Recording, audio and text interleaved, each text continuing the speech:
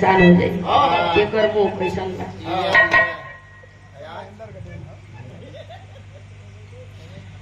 आज तो सब हमारे को खुदे बैठा था, चाहे वो चैनल के चलते चाहे पैसा के चलते, चैनल के चलते कमाए को हमने का जरिया बनी जा। ठीक हो ये घड़ी हमने का ज्यादा भाव बा आप लोगों से ज्यादा।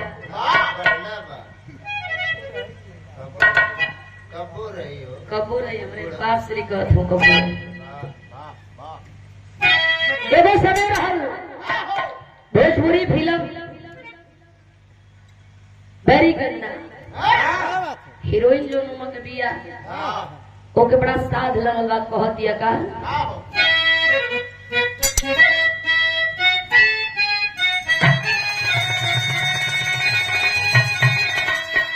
झुमका मोरा और गढ़ी देर सुनरा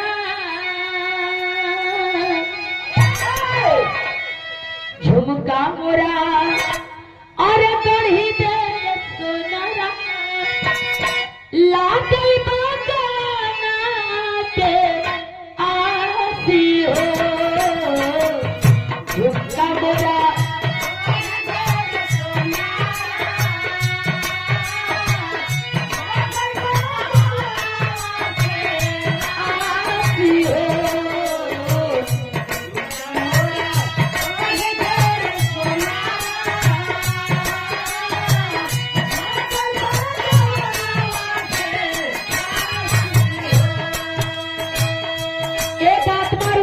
विदाई हो रहा है दुनिया से, डोली में जा रहा है आत्मा रूपी दुल्हन। अफसोस देंगे बाती कमाओ दुल्हन के, परमात्मा रूपी दुल्हा से हमार दीदार हुई। पूछिए क्या बताई, सबकी बदे कुछ ना कुछ कैली, लेकिन वो है आत्मा रूपी दुल्हन परमात्मा रूपी दुल्हा बदे कुछ नहीं कैले। एक चीज का और के अफसोस बा कि जो ना घर में रहली आखिरी समय में वो परिवार के लोगन से हम मिल ना पौली। आत्मा रूपी दुल्हन कहे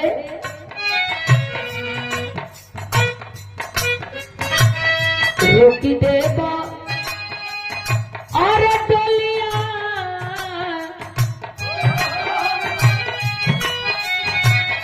रोकी देबा डोलिया कहारा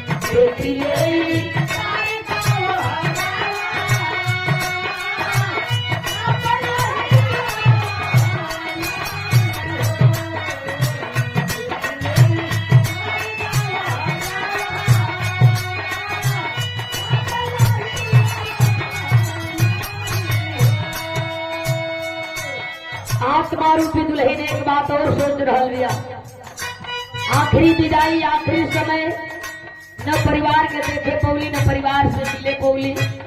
और तो और जे हमार दोस्त मित्र बा ओहू से हमार भेंट दीदार ना हो पवलस।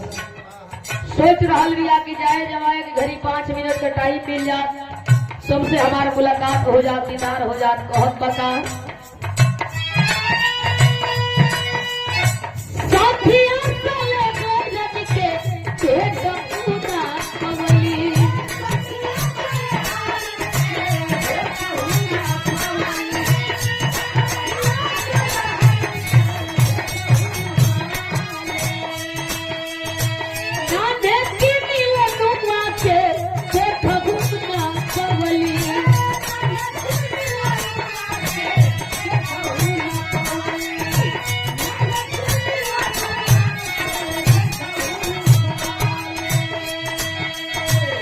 और देखी लेती तारी दाम करा,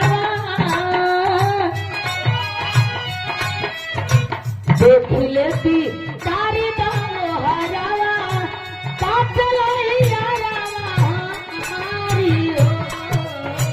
देखी लेती तारी दाम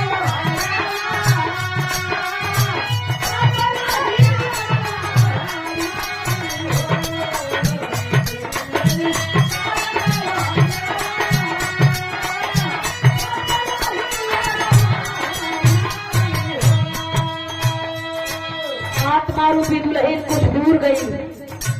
कहार भाई हथवा जोड़ करके वो 4 कहानी से कह रहल भी आए भैया, तुम से हमार परमात्मा रूपी दुल्हा हमारा पर दया नहीं फन करत। तू लोग कहार बाड़ा 2 मिनट डोली रोक देता, परम पिता परमेश्वर बदे 2-4 मिनट कुछ भज लेती, जाए जवाए की घड़ी लोगों से मिल लेती, बतिया लेती। जेके मरे के होला सबसे पहले आम के पर्दा चढ़ी कठुर नहा जाई। ई नियम बा, रूल बा। लोग को यहाँ के फलाने के आंखें से लौकत नहीं खे, कठुर नहा गई बोली आवत नहीं खे, मतलब अब बची हम ना। भगवान के पहला इशारा होला, कहल जाला कि दुनिया का लाठी के चोट सही लेब, आवाज होई बच जाइब, लेकिन भगवान का जब लाठी करी आवाज ना हो या कुछ ना पैब। कह रही है आत्मा रूपी दुल्हन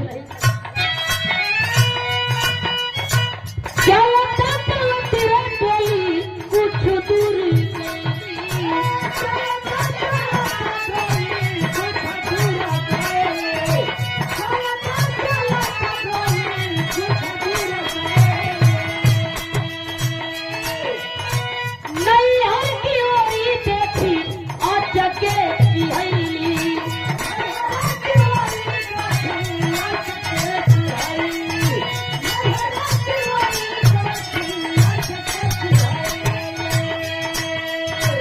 अगिया में जरती रहे भजवा,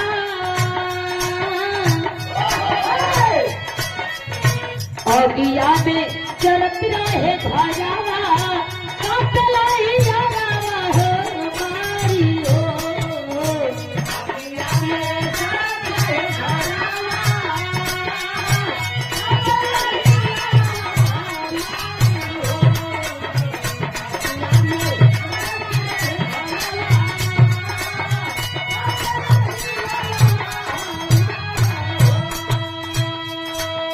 देख रहल बा आत्मा रूपी दुल्हन एगो चिता जर रहल बा, चिता में मानव तक जर रहल बा।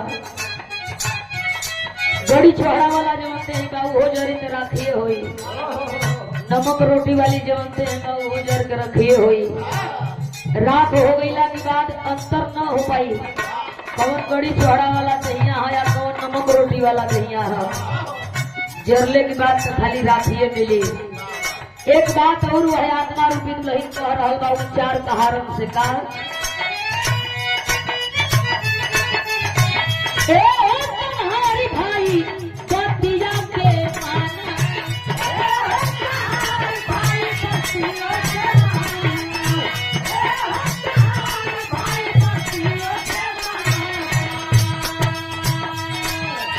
हमारी बतिया के एक बेरी जाना,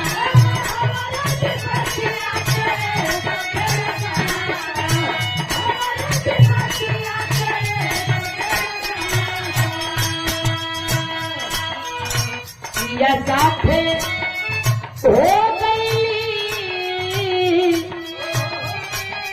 पत्थरवा